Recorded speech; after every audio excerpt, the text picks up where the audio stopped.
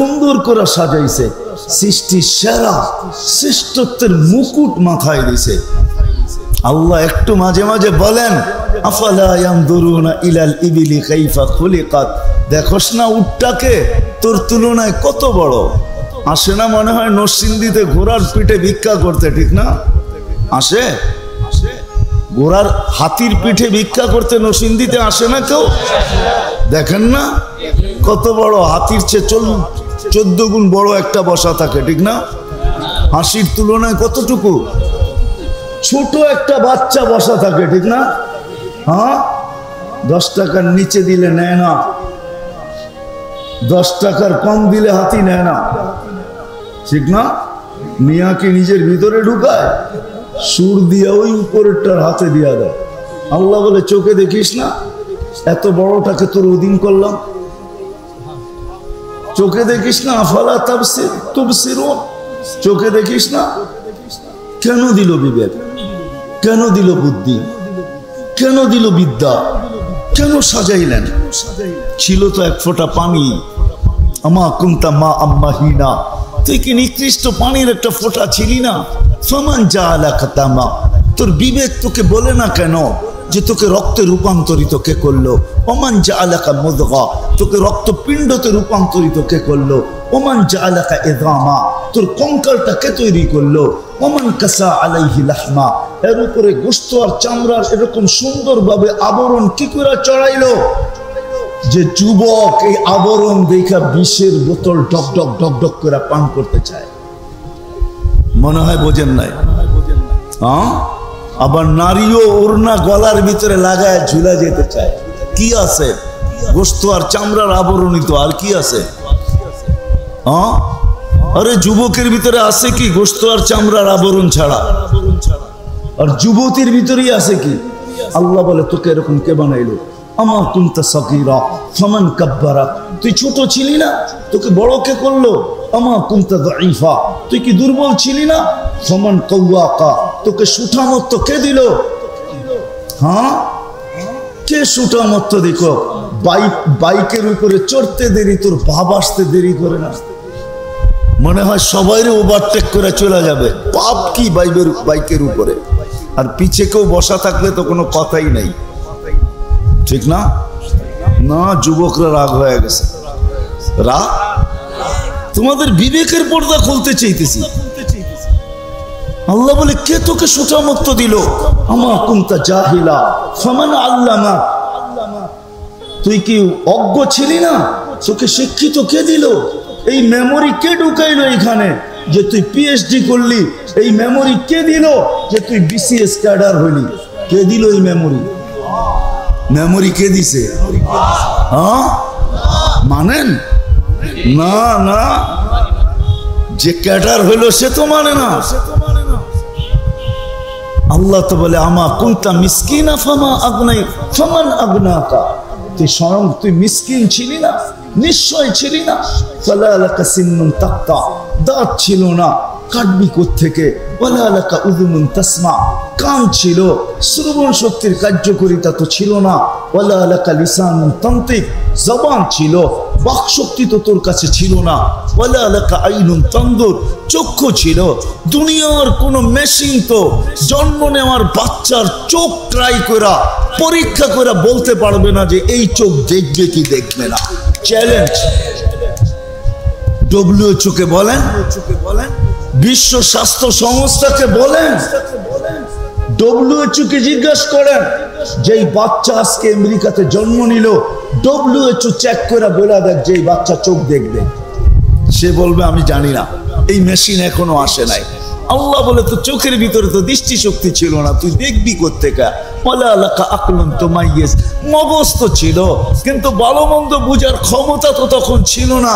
ওয়ালা লাকা কলবুন তাতাফাক্কার, দিল তো ছিল কিন্তু চিন্তার বোঝা উঠানোর তো ক্ষমতা তখন ছিল না। ওয়ালা লাকা ইয়াদুন তাবতিশ, হাত তো ছিল, কর্ম তো দূরের কথা, ও ধরার ক্ষমতাই তো ছিল না। ওয়ালা লাকা রিজলুন তামশি, পাও তো ছিল, চলার ক্ষমতা তো ছিল না। কে দিল তোকে এগুলা? হ্যাঁ, কে সাজাইলো? এই জন্যই দিয়েছেন যেন ভাবি আজকে আল্লাহ ডাকে তারপরও ঘর ফিরে চলে যায়। এই জন্যই কোরআন আল্লাহ দৃষ্টি আকর্ষণ করতে চাইতেছে। একবার না 5 বেলা ডাকে, 5 বেলা, ঠিক না? কারো কাছে যদি প্রধানমন্ত্রী প্রতিদিন 5 বার হ্যালো বলে, আমার তো মনে হয় খুশির ঠেলা এবার লঙ্গি পর্যন্ত থাকবে না, ঠিক না? আর দুনিয়ার কাউকে মনে হয় পাত্তাও দিবে না, ঠিক না? ডেলি 5 বার আল্লাহ ডাকে আল্লাহ, তারপর কার ব্যাখ্যা করে চলে যায়। কে ডাকে? আল্লাহ চিনেন কাকে বলে? চিনেন? কে আল্লাহ? চিনেন? আল্লাহ চিনবে কোত্থেকা? 99 নামের অর্থ তো কোনোদিন দেখে নাই, দেখলে না আল্লাহ চিনত যে আল্লাহ কে।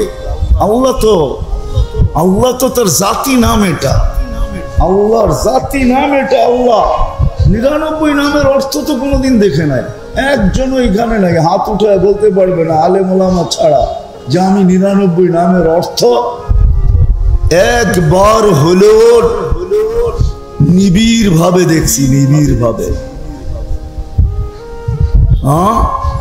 অথচ এই যুবকরা প্রতি মাসে 50 জিবি দিলেও শেষ করে ফেলবে, তারপরও এটা কম হবে, কম আছে। এই এলাকায়ও আছে, নরসিংদীতে সারা রাত্র জায়গা থাকে শুধু নেট সাপ্লাই দেওয়ার জন্য। বন্ধুদের নেট শেষ হইতে দেরি, ফোন করতে দেরি হয় না, ও নেট মেরা দিতে দেরি করে না। নাই? হ্যাঁ, আপনি কেন না, এরা কোক না আছে? হ্যাঁ, সত্য তো না ভুল বলতেছি? আছে। এই জন্যই তো এখন আর লিমিট দিয়ে চলে না, আনলিমিটেড লাগে। এই জন্যই সবার বাড়িতে, দোকানে, সব জায়গায় ওয়াইফাই লাইন। কয় লিমিট চলবে না, আনলিমিটেড লাগবে। 50 জিবি তো 2 ঘন্টায় শেষ হয়ে যাবে, ঠিক না? হ্যাঁ, ভালো একটা ফাইল দেখতে গেলে, ভালো মতো একটা দেখতে গেলে দেখা যাবে 25 জিবি ওখানেই খেয়ে ফেলছে, ঠিক না? লাগুক আর না লাগুক দেখা যাবে 25 জিবি শেষ। ফোন করলে কইব আপনি ফাইল দেখছেন, আমরা কাইটা লয়ে লইছি। ক্লেম করারও তো কোনো রাস্তা নাই, আছে নাকি? হ্যাঁ, এখন রয়েছে আনলিমিটেড। দোকানে দেখবেন ওয়াইফাই, বাড়িতে দেখবেন ওয়াইফাই, এমনকি গাড়িতে দেখবেন ওয়াইফাই, আনলিমিটেড চাই। এরাও তো কোনোদিন 99 নামের অর্থ দেখে নেয়। তাইলে হয়তো যুবকের একটু বিকাশ, ব্রেন খুলতো যে কে আমাকে ডাকে আর আমি কার ডাকে ডেলি বাম হাত দেখাই, কার ডাকের উপরে আমি ঘাড় ব্যাকা করে চলে যাই। এই ডাকাটা যদি দুনিয়ার কোনো বড় ব্যক্তিত্ব ডাকতো আর যদি প্রতিদিন সাড়া না দিত, তাহলে এতদিনে মনে হয় অস্তিত্বহীন হয়ে যেত। কিন্তু আল্লাহর উপরে কোরবান যাও, আল্লাহ না অক্সিজেনে বাধা দিতেছেন, না সুস্থ রাখার জন্য ডেলি 36 বার কিডনিকে ডায়ালিসিস করেন। ও যুবক, একটু বোঝো, ডেলি তুমি 550 লিটার অক্সিজেন নাও, আজ পর্যন্ত 1 লিটার কম তোমাকে সাপ্লাই দেয় নাই। তোমাকে যৌবনের তরঙ্গে রাখার জন্য ডেলি আল্লাহ কুদরত দ্বারা 36 বার তোমার কিডনিকে ডায়ালিসিস করতেছেন, আজ পর্যন্ত একবার কমান নাই। ডেলি তোমাকে 1,60,000 বার শ্বাস প্রশ্বাস নিতে দিতেছেন। তুমি দূষিতটাকে ছাড়ো, আধা সেকেন্ডের কম সময়ের ভিতরে ওইটাকে তোমার থেকে দূরে সরায়, আর পিউরটা তোমার নাকের নিচে আইনা ঘোরা দেয়। কোনো দিন ব্যাঘাত ঘটান নাই। কোন আল্লাহ?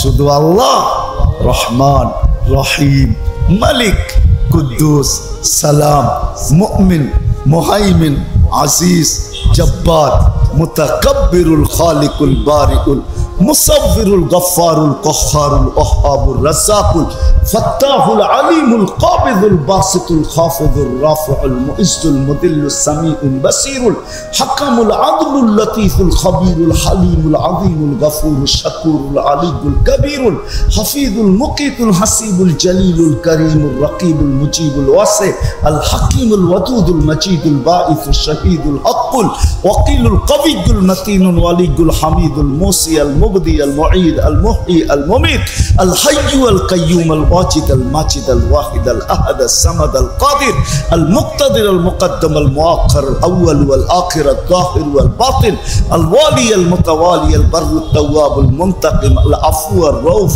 মালিক আল মুলক যাল জালালি ওয়াল ইকরাম আল মুকসিত ওয়াল জামি ওয়াল গনি ওয়াল মুগনি আল মানি আত দার আল নাফি আল নূর আল হাদি আল বদি ওয়াল বাকি আল ওয়ারিস ওয়াল রশিদ আস সাবুর 99 পদের মালিক আল্লাহ। 99টা পদের মালিক, কোন সীমিত পদ না, অসীম পদের মালিক, যার পদের না শুরু আছে না শেষ আছে, অসীম পদের মালিক ডাকে। এই জন্যই আমি বুঝাইতে চাইতেছি, আসেন এই জীবনটার মূল্যায়ন করি যদি উনার কাছে মূল্য পাইতে চাই, আল্লাহ আল্লাহ রসুলের কাছে মূল্য পাইতে চাই। নাইলে দুনিয়ায় আপনি মূল্যবান, তাইলে কবির কথাই সত্য, मिले खाक में अहले शाह कैसे कैसे जमी खा गई नौजवान कैसे कैसे कत बादशाहকেই তো জমিন বেনিশ করে দিল, কত যুবককেই তো মাটি অস্তিত্বহীন করে দিল। কোনো অস্তিত্ব খুঁজে পাওয়া যাবে না, আপনার আমারও পাওয়া যাবে না, একদিন অস্তিত্বহীন হয়ে যাবে, আপনার আমারও একদিন অস্তিত্ব পাওয়া যাবে। সত্য এটাই। আসেন, এখন সুযোগ আছে, এই উম্মতের জন্য সুযোগ আছে ভাবা, এই উম্মতের জন্য সুযোগ আছে চিন্তা করা। কণ্ঠনালীতে রু আসার পূর্ব মুহূর্ত পর্যন্ত সুযোগ আল্লাহ এই উম্মতকে দিয়েছেন, আর কাউকে দেন নাই। শুধু মুহাম্মদুর রাসূলুল্লাহ সুবাদে দিয়েছেন, নাইলে দিতেন না। শুধু আমাদের নবীজির সুবাদে আল্লাহ আমাদেরকে সুযোগ দিয়েছেন। আমি এখনো চিন্তা করতে পারি, কণ্ঠনালীতে রু আসার পূর্ব মুহূর্ত পর্যন্ত ভাবতে পারি। এখন জীবনটাকে মূল্যায়ন করার জন্য কিভাবে মূল্যায়ন করবে? নিজের বিবেক দ্বারা, নিজের বুদ্ধি দ্বারা, না নিজের মন মতো? না না না না। এই জন্যই আল্লাহ নবী পাঠাইছেন, কিতাব পাঠাইছেন, রসুল পাঠাইছেন। এই জন্যই আল্লাহ দিক নির্দেশনা দিয়া পাঠাইছেন। তারপরে চিৎকার দিয়া বলছেন, হুয়াল্লাযী আরসালা রাসূলাহু বিল হুদা ওয়া দীনিল হক লিইয়ুযহিরাহু আলাদ দীনি কুল্লি। দিক নির্দেশনা দিয়া পাঠাইছেন যুবক কিভাবে যৌবনের মূল্যায়ন করবে। আর ওরকম মূল্যায়ন দামি হবে যে জমিনে চলবে, আল্লাহ তাকে দেখা বলবে। যুবক এতটুকু দামি হবে, সেজদায় যাবে তো আল্লাহ ফেরেশতাদেরকে ডাইকা বলবে, জালা আজলাহু ওয়া মাজালাহু লিআজলি। সব বিসর্জন দিয়ে আমার পায়ে মাথা ঠেকায়া দিছে, হাযা আবদি হাক্কা, এ আমার পারফেক্ট বান্দা। ইন্নী উবাহি বিহিল মালাইকা, একে নিয়ে আমি তোমাদের উপরে গৌরব করি। ওরকম দামি হবে, ওরকম দামি হবে, ওরকম দামি ধনী, ওরকম দামি হবে যেরকম আব্দুর রহমান ইবনে আউফ দামি। ওরকম দামি ধনী, ওরকম দামি হবে যেরকম আব্দুর রহমান ইবনে আউফ দামি। প্রত্যেক ব্যক্তি দামি হবে। ওই মূল্যায়নের পদ্ধতি নিয়ে আসছেন। এটাই শিখার বিষয়, এটাই জানার বিষয়, এটাই মূল্যায়ন করার বিষয়। উম্মত যদি কিছু না করত, দুই চারটা কাজ করত, আমার জাতি যদি কিছু না করত, দুটা কাজ করত, কেউ যদি নামাজ না ছাড়ত, এতটুক যদি করত যে নামাজ ছাড়ে না, কারো জীবনে নামাজের শূন্যতা নাই, নামাজের সাথে আপোষ করে না, তাইলে মনে হয় আমি লেখা দিতে পারতাম, ইদা সালুহা সালুহা সাইরুল আমাল। হাদিস দেওয়া যেত যে তোর জীবন ঠিক, নামাজ ঠিক তো জীবন ঠিক। জীবন কমপ্লিট। আর দ্বিতীয় আরেকটা কাজ যদি আমার জাতি করত, আলেমদেরকে না চালায় যদি আলেমদের পিছে চলতো, আলেমদেরকে না চালায় যদি আলেমদের পিছনে চলতো, আলেমদেরকে জিজ্ঞাস করে চলতো, এতটুক যদি করতো যে 5 ওয়াক্ত নামাজ পড়তো আর যা করতো আলেমদের পিছে থেকে করতো, এদের কাছ থেকে জিজ্ঞাসা করা করতো, এদের সাথে সম্পর্ক, এদের পিছে থাকতো, এদেরকে চালাইতো না, এদের পিছে চলতো। যেমন নামাজে চলে, রুকুতে গেলে রুকুতে, সেজদায় গেলে সেজদায়, আলেমের পিছে যদি চলতো তাইলে কিয়ামতের রাস্তা সুগম হয়ে যেত। কিয়ামতের দিন আলেমদেরকে সুপারিশের অধিকার দিবে, আর কিয়ামতের দিন কিচ্ছু চলবে না, শুধু সুপারিশ চলবে। একটা জিনিস চলবে, সুপারিশ, যেটা এই দুনিয়ায় চলে না। জীবন ভিক্ষা চাইলো, দেশের প্রেসিডেন্ট বাধ্য না যে তাকে ভিক্ষা দিতেই হবে, সে বাধ্য না, কিন্তু আল্লাহ ঘোষণা দিয়েছেন আমার কাছে সুপারিশ যে করার অধিকার রাখে, আমি যাকে অধিকার দিছি সে যদি তোমার পক্ষে সুপারিশ করলো তাইলে আমি সুপারিশ গ্রহণ করব। এটা আল্লাহর ওয়াদা, আল্লাহর ওয়াদা, সুপারিশ করব, গ্রহণ করব। কিন্তু হ্যাঁ, মধ্যখানে একটা কথা আছে, যদি কেউ আঙ্গুল উঠায় দিল, এই আঙ্গুলের মাপ কোনোদিন হবে না। যদি ওলামাদের উপরে আঙ্গুল উঠায় দিল, বিদায় মুহাম্মদুর রাসূলুল্লাহ সাল্লাল্লাহু আলাইহি ওয়াসাল্লাম আসছেন আমাদের এই জীবনটাকে মূল্যায়ন করার জন্য, যেন প্রত্যেক ব্যক্তি তার অবস্থানে থেকে মূল্যায়ন করে। গরিব দারিদ্রতার ভিতরে থাইকা, ধনী ধনের ভিতরে থাইকা, আধিপত্যওয়ালা আধিপত্যের ভিতরে থাইকা, হাটওয়ালা হাটে থাইকা, বাজারওয়ালা বাজারে থাইকা, খেতওয়ালা খেতে থাইকা, খামারওয়ালা খামারে থাইকা, দোকানওয়ালা দোকানে থাইকা, মেইলওয়ালা মেলে থাইকা, ফ্যাক্টরিওয়ালা ফ্যাক্টরিতে থাইকা, বাড়িওয়ালা বাড়িতে থাইকা, ঘরেওয়ালা ঘরে থাইকা, এমনকি গরিব দারিদ্রতার ভিতরে থাইকা, যুবক যৌবনের ভিতরে থাইকা, সুস্থ ব্যক্তি সুস্থতার ভিতরে থাইকা।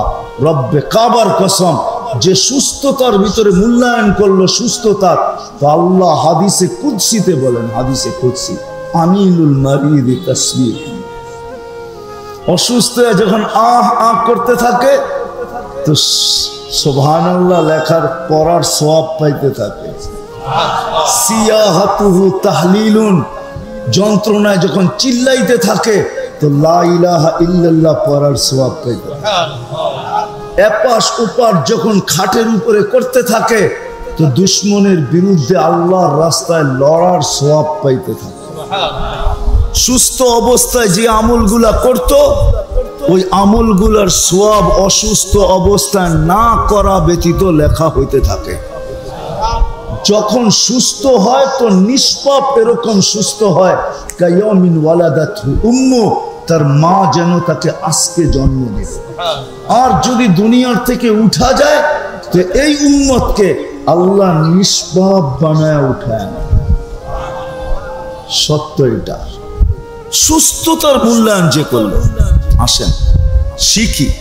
আমি বলে দিতে তো পারবো না, এক বৈঠকে সব বলা সম্ভব না, কিন্তু শিখি। ওলামা বাংলাদেশের মতো অবস্থান দুনিয়ার কোথাও নেই। কদমে কদমে হক্কানি আলেম পাওয়া যায়, আল্লাহ ওয়ালা পাওয়া যায়। আমাদের জিলাগুলা কত ছোট, দেশটাই ছোট, আবার জিলা আবার কত ছোট হবে না কেন? বিভাগই ছোট, তার ভিতরে জিলা কত ছোট, জিলার ভিতরে থানা কত ছোট। এক একটা থানায়, জানি না এটা প্রপারে কিনা, নরসিংদী প্রপারের ভিতরে এটা, এক থানার ভিতরে দেখেন কত হাজার ওলামায়ে কেরাম। শুধু শহরই কয়টা মাদ্রাসা, আপনাদের এইখানেও মাদ্রাসা। কদমে কদমে ওলামা বাংলাদেশে। কেউ বেচা গেল, আপনি বেচা দিতে পারবেন না। হ্যাঁ, কোনো দেশ বেচা যাবে। আমার মনে আছে 2008-এ যখন আমার ইউরোপ সফর চলতেছিল, আমি ফ্রাঙ্কফুর্টে বসা ছিলাম। তো 700 কিলোমিটার দূর থেকে একজন নবমুসলিম আসছিল আমাকে একটা মাসলা জিজ্ঞাসা করার জন্য। 700 কিলোমিটার দূর থেকে। আমি বলছি এত দূর? বলছে এতদিন পাই নাই, খবর পাইছি একজন আলেম মুফতি আসছে, তো আমি আমার মাসলা জিজ্ঞাসা করার জন্য আসছি। আমি বললাম যে তোর পা দুটা আমাকে চুমা দিতে মনে চায়। এত দূর থেকে এক মাসলার জন্য? কেন এটার ফজিলত, যেটা ফজিলত অনুযায়ী চুমা দিলেও কম হবে। ওর মাসলা ছিল আমি নবমুসলিম, আমার মা বাবা মুসলমান হয় নাই, আমার ইসলাম আমাকে কি শিখায়, আমার আল্লাহ আমাকে কি শিখায়, আমার রসুল আমাকে কি শিখায়, আমি অমুসলিম মা বাবার সাথে কিরকম ব্যবহার করব। আমার আকল উড়ে গেছে যে আজ পর্যন্ত তো আমার দেশে 98, 90 ভাগ, 98 ভাগ, 95 ভাগ মুসলমান। আজ পর্যন্ত তো আমার দেশে কোনো যুবক এসে আমাকে জিজ্ঞাসা করে নাই, কোনো ব্যক্তি আমাকে জিজ্ঞাসা করে নাই, কোনো চিঠির মাধ্যমে কোনো নারী জিজ্ঞাসা করে নাই যে আমি আমার মা বাবার সাথে কি ব্যবহার করব। আজ পর্যন্ত তো আমাকে আমার দেশে কেউ জিজ্ঞাসা করল। তুই জার্মানির মতো জায়গায় জিজ্ঞাসা করতেছিস মা বাবার সাথে কিরকম ব্যবহার করব, আমার ইসলাম কি বলে, আমার আল্লাহ কি বলে, আমার রসুল কি বলে। কি কেমন লাগে? এইখানে তো কদমে কদমে ওলামা পাওয়া যায়। এই জন্য আসে নিজের এই জীবনটাকে মূল্যায়ন করে, যদি এখানে মূল্যায়ন পাইতে চাই। যুবক করো, যদিও তুমি বলবে চিতাতেই সব শেষ, তোমারটা চিতাতেও শেষ হবে না, কবরেও শেষ হবে না। দুনিয়ায় শেষ না, দুনিয়ায় শেষ না, ওইখানে আছে, চিরদিনের জন্য রাখা আছে। এটা ভাইব না যে দুনিয়ায় গান শেষ, গান বুঝি ওইখানে নাই, ওইখানেও গান রাখা আছে, ওইখানেও নাচ রাখা আছে, সব রাখা আছে। দুনিয়াতে যা আছে এর চেয়ে বেশি রাখা আছে, কোটি গুণ বেশি রাখা আছে। কোরআন এইদিকে ইঙ্গিত দিছে, ওর জন্য কি বানায় রাখছে আল্লাহর রসুল চোখে দেখা এসা বলছেন। এই জন্যই সারাদিন কাঁদতেন আর বলতেন আফসোস আমার উম্মত জান্নাত না হারায় দেয়, জান্নাত না হারায় ফেলে। এই জন্য রব্বে কাবার কসম, আসেন 60-70 বৎসর না, ছোট একটা জীবন মূল্যায়ন করুন। দুটা কামই যদি আজকের থেকে করতে পারি, একটা হলো নামাজের সাথে যদি আপোষ, কোনো আপোষ নাই, পারবেন? অঙ্গীকার করতে পারবেন যে আজকের থেকে নামাজ ছাড়বো না? ওয়াদা? নামান নামান, তাইলে সত্য এটা, জান্নাতের চাবি আপনার হাতে আসবেই আসবে। বিশ্বাস হয় না? এই মাদ্রাসায় চলে যান, যার আয়োজনে আজকে এই আয়োজন, মক্তবের ছেলে ডাইকা নিয়ে আসেন। 3 নম্বর হাদিস নুরানি, 65টা হাদিস আছে। 3 নম্বর হাদিস হলো মিফতাহুল জান্নাতি আস-সালাহ, নামাজ, জান্নাতের চাবি হলো নামাজ। 3 নম্বর হাদিস, ছোট, জান্নাতের চাবি। সেই জন্যই তো আমি বলি আল্লাহ নামাজের জন্য ডাকে না, আল্লাহ জান্নাতের চাবি হাতে উঠায় দেওয়ার জন্য ডাকে, নামাজের জন্য ডাকে না। নামাজ পড়ি কি আমরা, এটা আমরাই জানি যে কিরকম নামাজ পড়ি, কতটুক নামাজে আমাদের একাগ্র চিত্ততা থাকে, কতটুক নামাজে খুশু থাকে, এটা আমরা সবাই জানি। দেহটা হয়তো মসজিদে থাকে, মনটা বাইরে বাইরে ঘুরতে থাকে, ঠিক না? কি বলেন? হ্যাঁ, আরেকটা যদি প্রমাণ দেখাই তাহলে রাগ হয়ে যাবেন মনে হয়। কপালে দাগ তো পড়ে গেছে কালো বিরাট বড়, ওনাকেও যদি জিজ্ঞাসা করি, এদেরকেও যদি জিজ্ঞাসা করি যে আজ পর্যন্ত কোন হুজুরকে 2 রাকাত নামাজ হুজুরের সামনে পড়া লেখায় নিছেন যে আপনার নামাজটা সঠিক হইতেছে? একজন হাত উঠাইতে পারবেন যে আমি হুজুরকে ডাইকা সামনে দাঁড় করায়া 2 রাকাত পড়া বলছি, আপনি দেখেন আমার নামাজটা ওই নামাজের মতো কিনা যেটা আল্লাহর রসুল বলছে সাল্লু কামা রাআইতুমুনি উসাল্লি, আমাকে যেরকম নামাজ পড়তে দেখতেছ ওরকম নামাজ পড়ো, দেখেন আমার নামাজটা ওরকম হইল কিনা। যদি হইয়া থাকে তো আপনি একটু লেখা দেন আমাকে। পড়ছেন, দেখাইছেন কোনদিন? হ্যাঁ, আচ্ছা নামাজ বাদ দিলাম, নামাজ হইতে হইলে সবচেয়ে বড় কোন জিনিসটা লাগে? কেরাত, ঠিক না? কেরাত ছাড়া নামাজ হয়? হ্যাঁ, অনেকগুলো লাগে, কিন্তু তার ভিতরে সবচেয়ে বড় কোনটা? কেরাত। কেরাত বড় ছুরা বাদেই দিলাম। আল্লাহ এই উম্মতকে এতটুকু ভালোবাসে যেটার বর্ণনা দেওয়া যাবে না। একটা দিক দিয়ে তাকাইলে দেখা যায় এই উম্মতের জন্য কোরআনের ভিতরে 3টা সূরা আল্লাহ নাযিল করছেন, সবচেয়ে ছোট, সবচেয়ে সহজ। কয়টা? সবচেয়ে সহজ, সবচেয়ে ছোট, সবচেয়ে সহজ। ইন্না আতাইনা ওয়াল আসরি কুল হুয়াল্লাহ। আবার এই 3টার ভিতরে গাট্টিও বইরা দিছেন। কি কি গাট্টি বোঝেন? কিসের গাট্টি? সওয়াবের গাট্টি বইরা দিছেন।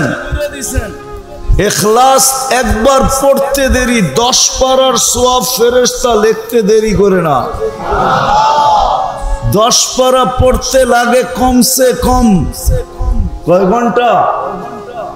1 ঘন্টায় যদি 3 পারা হয় তাহলে 10 পারায় পড়তে কতক্ষণ লাগে? 3 ঘন্টা 20 মিনিট লাগে। আর আপনি 1 মিনিটে কামাইছেন 10 পারার সমান গাট্টি।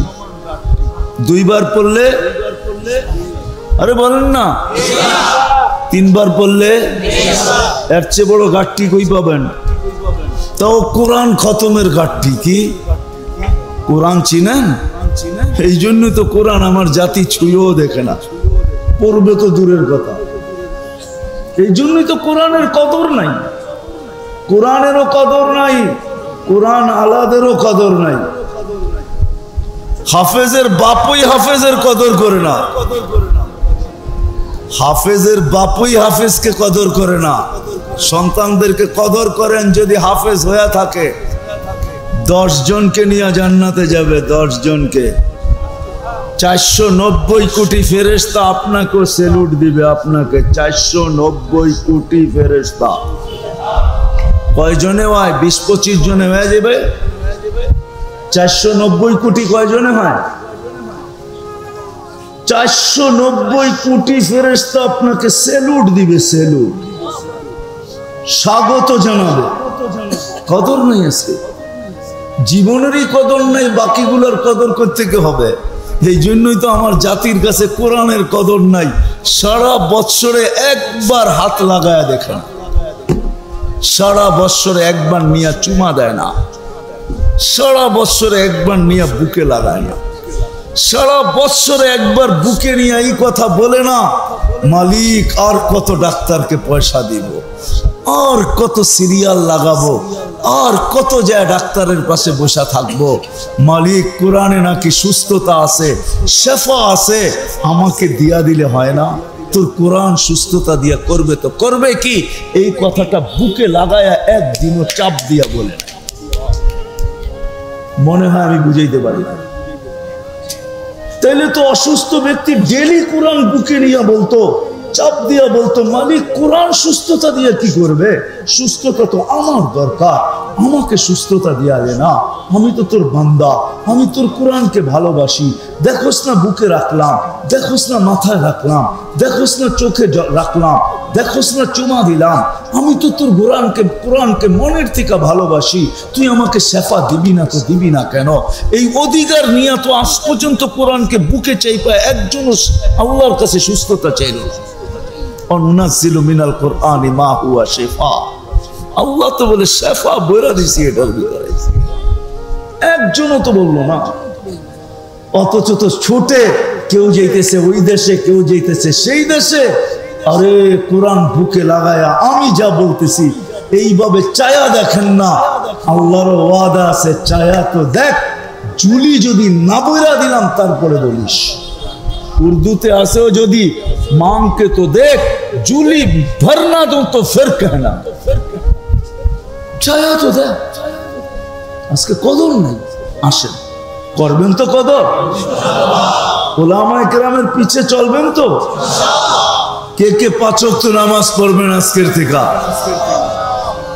আল্লাহ কবুল করুক। আর আজকের থেকে আলেমদের কাছে জিজ্ঞাসা করা এদের পিছে চলবে। ওয়াদা? হ্যাঁ, কদর করেন, কদর। আমি তো বলি বাংলাদেশ নড়ে চড়ে পড়ে না, এর পিছনে আমার যুক্তি আছে। যুক্তি শুনছেন কোনদিন? বাংলাদেশ নড়ে চড়ে পড়ে না, আর কোনদিন পড়বেও না ইনশাআল্লাহ।